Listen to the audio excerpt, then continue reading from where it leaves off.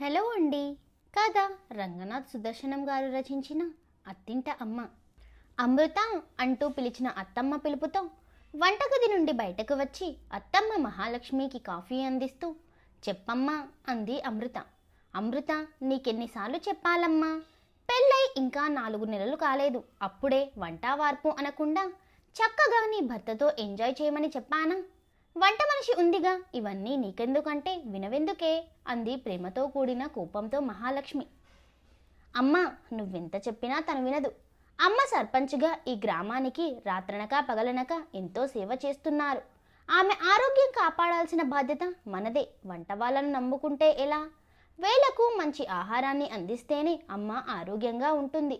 ఇప్పుడు సుఖపడాల్సింది మనం కాదు, అమ్మ అంటుంది. నీ ముద్దుల కోడలు అన్నాడు అరవింద్ కంప్లైంట్ చేస్తున్నట్లుగా.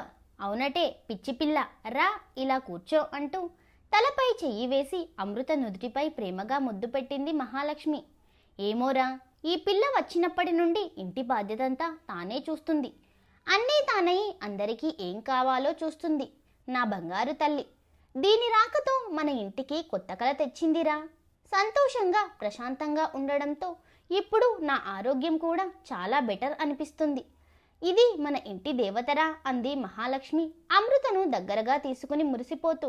అమృత, నీకు నా ఆరోగ్యమే కదా ముఖ్యం. అయితే ఒక పని చెయ్యవే. నా చేతిలో త్వరలో ఒక మనమరాలిని పెట్టు. చక్కగా దానితో ఆడుకుంటూ ఆరోగ్యంగా ఉంటాను, సరేనా అంది అమృత చుబుకాన్ని చేయితో పైకి లేపుతూ మహాలక్ష్మి. పో అమ్మా, మీరు మరీను అంటూ సిగ్గుతో కిచెన్లోకి పారిపోయింది అమృత. మహాలక్ష్మి అరవింద్ ఇద్దరూ పకపకా నవ్వుకున్నారు. వెనకాలే కిచెన్లోకి వచ్చిన అరవింద్, అమ్మ చెప్పింది విన్నావుగా, ఓవర్ టైం డ్యూటీకి నేను రెడీ అంటూ అమృతను గట్టిగా తన కౌగిలిలో బంధించి ఆదరామృతాన్ని ఆస్వాదించాడు. అది తనకు ఇష్టంగానే ఉన్నా పట్టపగలు అందరూ చూస్తారనే స్పృహ రాగానే అరవింద్ను బలంగా నెట్టివేసి దూరంగా పారిపోయింది అమృత. ఆనందం వెల్లివిరుస్తున్న ఆ కుటుంబానికి ఏ దిష్టి తగిలిందో ఏమో కానీ పెను విషాదం ఆ కుటుంబాన్ని చుట్టుముట్టింది. ఊహించని ఆ సంఘటన ఆ కుటుంబాన్ని అతలాకుతలం చేసింది. ఒకరోజు పొరుగురికి వెళ్ళి వస్తున్న అరవింద్ రోడ్ యాక్సిడెంట్లో చనిపోయాడు. ఎంతో కష్టం, ఎవరూ తీర్చలేని వేదన. తలకొరివి పెట్టాల్సిన కొడుకు కళ్ళ ముందే కానరాని లోకాలకు కనపడకుండా వెళ్ళిపోయాడు. ఏ అచ్చటా ముచ్చటా తీరకముందే అభం శుభం తెలియని కొత్త పెళ్లి కూతురు అమృత జీవితం మూడువారిపోయింది. అమృత అమ్మా అమ్మా అంటూ తనను పట్టుకుని ఏడుస్తుంటే మహాలక్ష్మి గుండె చెరువయింది.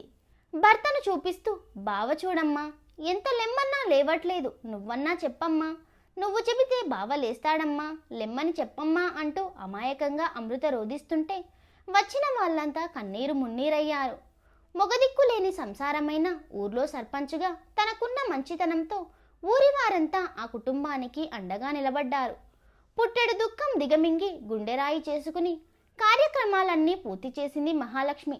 రోజులు భారంగా గడుస్తున్నాయి. అందరూ జీవచ్చవాళ్ళ ఏదో బ్రతుకుతున్నారు. అమృత తండ్రి ఒకరోజు ధైర్యం చేసి, అక్కయ్య, అమృతను మా వెంట తీసుకెళతాము అని అడిగాడు. మహాలక్ష్మి గుండెల్లో బాధను దిగమింగుకొని అలాగే, మీ ఇష్టం అంది. ఆ మాట విన్న అమృత తండ్రిపై నిప్పులు చెరిగింది. ఇక నాకు తల్లి అయినా తండ్రి అయినా ఈ అమ్మే అని, తనను వదిలిపెట్టి ఏ పరిస్థితిలోనూ రాలేనని తెగేసి చెబుతూ ఒక్కసారిగా వెళ్ళి మహాలక్ష్మి ఒడిలో గువ్వలా ఒదిగిపోయి వెక్కి వెక్కి ఏడ్చింది. మహాలక్ష్మి కూడా మాట్లాడే ధైర్యం చేయలేకపోయింది. ఇక చేసేది లేక అమృత తల్లిదండ్రులు కన్నీళ్లు పెట్టుకుంటూ ఇక నీదే భారం అంటూ మహాలక్ష్మి చేతులు పట్టుకుని బిడ్డ జాగ్రత్తమ్మా అని చెప్పి వెళ్ళిపోయారు. రోజులు, వారాలు, నెలలు, కాలం అనేక తీపి చేదు జ్ఞాపకాలను మిగుల్చుతూ సాగిపోతుంది. ఆనందంతో ఉన్నప్పుడు కాలం ఎలా గడుస్తుందో అర్థం కాదు. 1 సంవత్సరం కూడా క్షణంలా గడిచిపోతుంది. కానీ అదే కాలం విషాదంలో ఒక్కో క్షణం ఒక్క యుగంలా గడుస్తుంది. కానీ కాలానికున్న గొప్పతనం ఏంటంటే గాయాలన్నిటినీ మాన్పివేస్తుంది. మరచిపోలేకపోతే మనిషికి భవిష్యత్ ఉండదనేమో. ఈ గాయాలన్నీ మాన్పి ఎలాగైనా మళ్ళీ తన ఇంటికి కొత్త సంతోషాలని తీసుకురావాలనుకుంది మహాలక్ష్మి. తానుండగానే అమృతకి ఒక మంచి జీవితాన్ని అమ్మ స్థానంలో నిలబడి అందించాలని దృఢంగా అనుకుంది. ఎలాగైనా అమృతను మళ్ళీ పెళ్లికి ఒప్పించాలనుకుంది. కానీ ఇది అంత తేలికైన వ్యవహారం కాదు. ఊరి వాళ్ళ వ్యతిరేకతను, కులం మతం అనే ఛాందసవాదుల మూర్ఖత్వాన్ని కూడా ఎదుర్కోవాల్సి వస్తుందని ముందే ఊహించింది. అందుకే అందరి సలహాలు అడిగి ఇబ్బంది పడడం కన్నా తన నిర్ణయాన్ని అందరికీ చెప్పి ఒప్పించాలనుకుంది. ఒకరోజు తన నిర్ణయాన్ని ఊరి వాళ్ళ ముందు ప్రకటించింది. కానీ దీనిని చాలామంది వ్యతిరేకించారు. కానీ ఊరి మహిళలంతా మహాలక్ష్మిని సమర్థించారు. నీ వెంటే మేముంటామని గట్టిగా చెప్పారు. కొద్ది రోజుల్లోనే మహాలక్ష్మిని సమర్థించే వాళ్ళ సంఖ్య పెరిగింది. ఇక కులమత పెద్దలు ఇష్టం లేకపోయినా ఊరి మాటను కాదనలేకపోయారు. అమృత తల్లిదండ్రులకు కూడా ఎన్నో విధాలుగా నచ్చజెప్పి ఒప్పించింది మహాలక్ష్మి. ఇక మిగిలింది అమృత. అన్నిటికన్నా ఇదే కష్టమైన పని. కానీ ఎలాగైనా ఒప్పించాలనుకుంది మహాలక్ష్మి. ఒకరోజు ఉదయమే అమృతను మెల్లగా కదిలించింది. కానీ అమృత రియాక్షన్కు మహాలక్ష్మి నివ్వెరపోయింది. అమ్మా, నేనంత భారమయ్యానా నీకు? నువ్వు నన్ను ఇంట్లో నుండి వెళ్ళగొట్టాలనుకుంటున్నావా అమ్మా? కనీసం ఒక పని మనిషిలా కూడా ఈ ఇంట్లో ఉండడానికి పనికిరానా అమ్మా అంటూ బోరుమని ఏడ్చింది. మహాలక్ష్మికి కూడా దుఃఖం కట్టలు తెంచుకుంది. కాస్త తేరుకున్నాక, అది కాదే, నాకు వయసు పైపడుతుంది. నిన్నిలా చూస్తూ నేను ప్రశాంతంగా ఉండలేకపోతున్నానే. పైగా వయసులో ఉన్న ఆడపిల్ల ఒంటరిగా ఉంటే వచ్చే ఇబ్బందులెన్నో నీకు తెలియదే. బ్రతకడం కన్నా ఒక్కోసారి సూటిపోటి మాటలు, ఆకలి చూపులు తట్టుకోవడం కష్టమే అని నచ్చజెప్పింది. లోకం వేసే నిందలు భరించలేవు తల్లి అని వివరించింది. భవిష్యత్ ఎలా ఉంటుందో స్నేహితురాలిగా విడమరిచి చెప్పింది. తల్లిలా అనునయించి చెప్పింది. అమ్మ, ఇలాంటి పాడులోకంలో నేనుండలేను.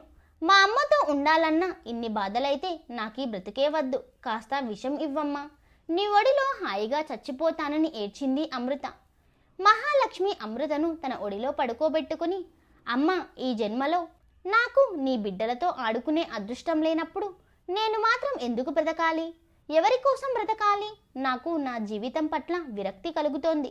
చచ్చిపోవాలనిపిస్తుంది అంటూ కన్నీరు పెట్టుకుంది. అమృత టక్కున, అమ్మా, ఏం మాటలవి అంటూ చేతిని అడ్డిగా పెట్టి మహాలక్ష్మి నోరు మూసింది. సరేనమ్మా, నీ ఇష్టం. కానీ నా తల్లి స్థానంలో నువ్వే నా పెళ్లి చేయాలి. నా పుట్టిల్లు కూడా ఇదే. నువ్వు నాతోనే ఉంటానని మాటివ్వమంటూ మహాలక్ష్మి చెయ్యిని తన తలపై పెట్టుకుంది. అలాగే లేవే పిచ్చిదానా అంటూ అమృతను గుండెలకు హద్దుకుని సంతోషంగా ఆనంద బాష్పాలు రాల్చింది మహాలక్ష్మి. మహాలక్ష్మి తమ బంధువులలో యోగ్యుడైన అబ్బాయితో అమృత వివాహం అంగరంగ వైభవంగా జరిపించింది. పుట్టింటి మర్యాదలన్నీ స్వయంగా దగ్గరుండి జరిపించింది. ఊరి వాళ్ళంతా తమ ఆడపడుచులా భావించి అమృతను దీవించి సాగనంపారు. ఊరంతా ఆడంబరంగా అమృత వెనుక సారెతో కదిలింది. మొదటిసారే పెళ్లి కొడుకు ఊరిలో ఉంటే చివరిసారే పెళ్లి మండపంలో కదిలింది. అమృతకు అత్తమ్మే అమ్మ అయ్యింది. అన్ని ముచ్చట్లు దగ్గరుండి తీర్చింది. సంవత్సరం తిరగకుండానే అమృత పండంటి కొడుకుని అమ్మ చేతిలో పెట్టింది. బిడ్డను ముద్దాడి అత్తింటి అమ్మ మహాలక్ష్మి ఎంతగానో మురిసిపోయింది. మళ్ళీ ఆ ఇంటికి కొత్త కల వచ్చి కలకలలాడింది. ఈ కథ ఎలా ఉందో కమెంట్ బాక్స్లో కమెంట్ చేయండి friends. Thank you for watching.